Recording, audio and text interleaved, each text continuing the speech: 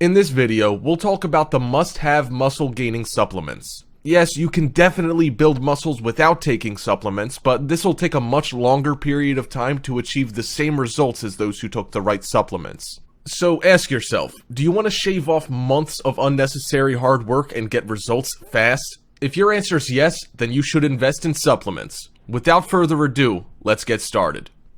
Generally, to build up muscle, it's still better to achieve it through diet and exercise, while supplementation should only be used for additive effects. Nonetheless, it shouldn't be pushed aside, as supplements are still generally used for health and building muscle.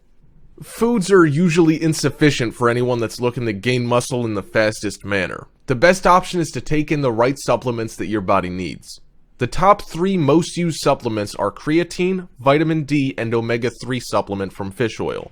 You might wonder if omega-3 fatty acids from flax or chia seeds should be considered as well, but the fact is, flax and chia seeds don't provide sufficient supplement on their own. Flax and chia seeds are found in the form of alpha-linoleic acid, which has to be converted by the body into usable form, and the ratio conversion is rather poor. Number 1. Creatine. Creatine is a molecule produced in the body where it stores high-energy phosphate groups in the form of phosphocreatine, or creatine phosphate. Creatine supplementation confers a variety of health risks, notably neuroprotective and cardioprotective. It's usually used by athletes to increase both power output and lean mass. There are various types of creatine, and creatine monohydrate is the most affordable and most effective. It dissolves in water more easily and is best to be taken 5 grams a day daily while consuming it like any other vitamin. Higher doses up to 10 grams a day may be prudent for those with a high amount of muscle mass and high activity levels. Stomach cramping can occur when creatine is supplemented without sufficient water. Diarrhea and nausea can occur when too much creatine is supplemented at once, in which case doses should be spread out over the day and taken with meals. Number 2. Vitamin D is a fat-soluble nutrient, and it is one of the 24 micronutrients critical for human survival. The sun is the major natural source of the nutrient, but vitamin D is also found naturally in fish and eggs, while it is also present in dairy products. Supplemental vitamin D is associated with a wide range of benefits, including increased cognition, immune health, bone health, and well-being, while reducing the risk of cancer, heart disease, diabetes, and multiple sclerosis. People deficient in vitamin D may also experience increased testosterone levels after supplementation, which can be remedied where the body produces vitamin D from cholesterol, provided there is an adequate amount of UV light from sun exposure. Most people are not deficient in vitamin D, but they don't have an optimal level of vitamin D either. Due to the many health benefits of vitamin D, supplementation is encouraged if optimal levels are not present in the body. The recommended daily allowance for vitamin D is currently set at 400 to 800 international units a day, but this is too low for adults. The safe upper limit in the United States and Canada is 4,000 IU a day, but research suggests that the true safe upper limit is 10,000 IU a day.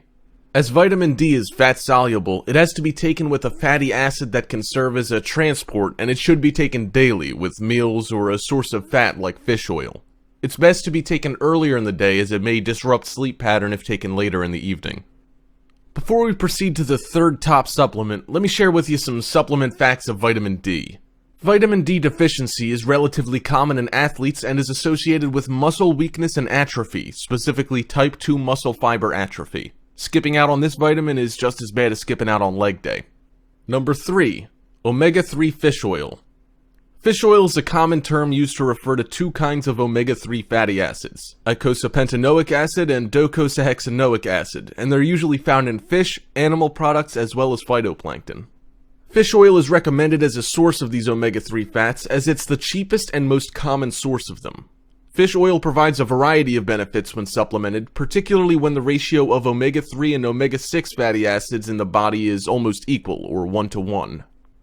Did you know that the average diet, red meat, eggs, and so forth, is high in omega-6 fatty acids, which is why fish oil is recommended to balance the ratio?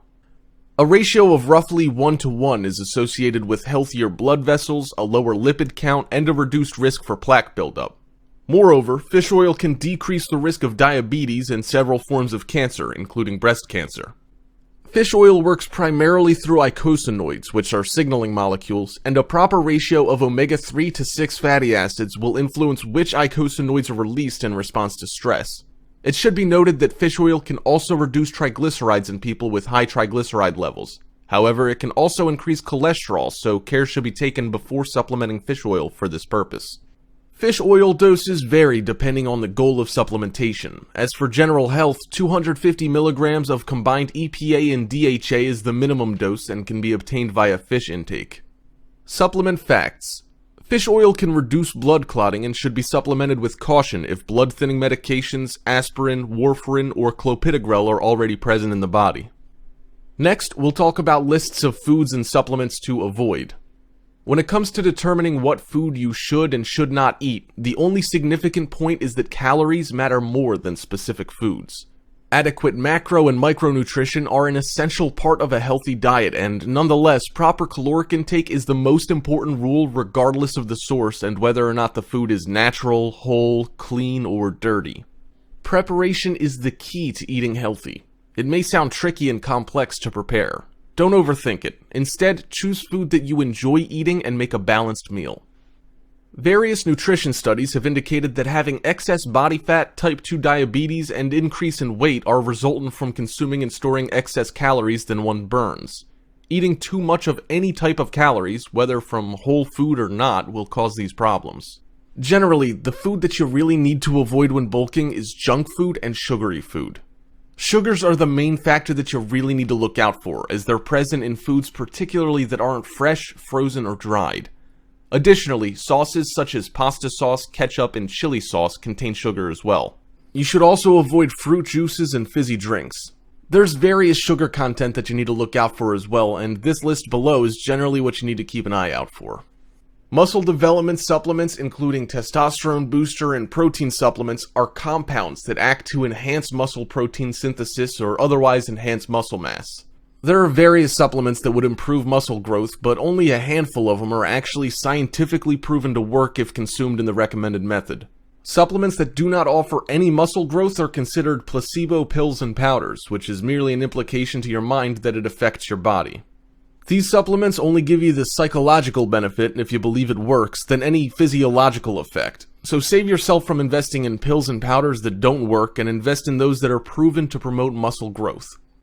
Taking testosterone boosters is a choice. However, it's always a good idea to cycle testosterone boosters, as they do have side effects that could be detrimental to your health if taken excessively, and it could lead to undesirable side effects that are associated with prolonged use. There could be adverse side effects on the testicles, like atrophy, and it may reduce HPTA stimulation over time if used too much. Compounds that act in the hypothalamus can cause symptoms of what people call adrenal fatigue, where the hypothalamus starts to fatigue. There are 3 prime examples of compounds that have been scientifically proven that don't affect testosterone levels, which are Tribulus terrestris, ZMA, and D-aspartic acid. Tribulus terrestris simply doesn't have any factors that would increase testosterone levels, as well as body composition and improving exercise performance. ZMA is a combination of zinc, magnesium, and vitamin B6, which is in the same line with Tribulus terrestris. People who are deficient from zinc and magnesium would benefit for their overall health, but not for increasing testosterone level. The least ZMA could do is removing micronutrient deficiency that is suppressing testosterone production. D-aspartic acid could increase testosterone levels, but the effects are short-lived and temporary. To put it in one word, it's unreliable.